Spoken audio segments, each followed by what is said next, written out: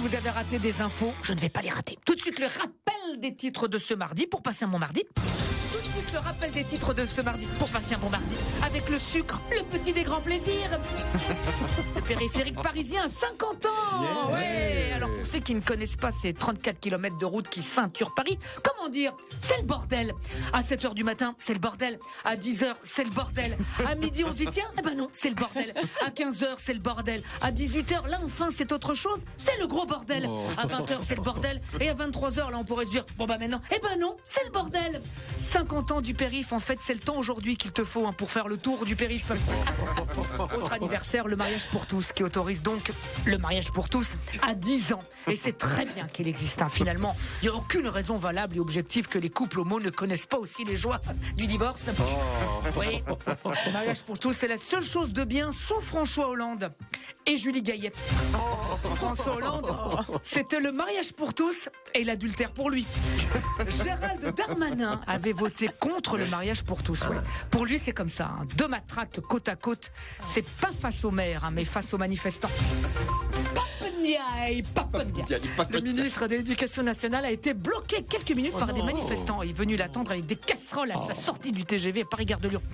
Mais moi, je croyais que ça se déplaçait en papa mobile, ça. Faut pas prendre le train. Dans ce pays, il faut plus prendre le train. Dans ce pays, c'est trop aléatoire. Non, quand tu t'appelles Pape, prends la papa mobile. Profites-en, bon sang, la papa mobile, enfin. Bon, en guise d'apaisement, il a proposé qu'à la rentrée prochaine, dans les cours de musique, la flûte à bec soit remplacée par des casseroles. En déplacement hier, Bérangère Couillard, ministre de la Transition écologique, n'a été sifflée par personne. Et oui, personne l'a reconnue. Elle a dû prendre à la main des casseroles et taper dessus comme une forcenée. Oh, je suis ministre, merde. Mais tout le monde s'en tape. Et oui, membre du gouvernement est vraiment un métier cruel.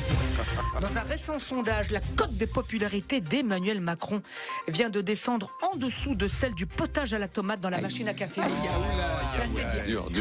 À Lyon, un musée propose des créneaux pour les personnes voulant venir entièrement nues. Ça c'est bien. De quoi voir pour de vrai la fameuse Rosette de Lyon.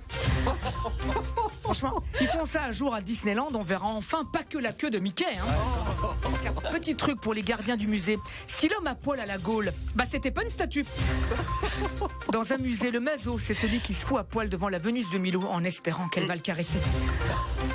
Enfin, la question du jour. Les naturistes qui vont manifester contre Macron, seront-ils en casserole ou à poil? Joli.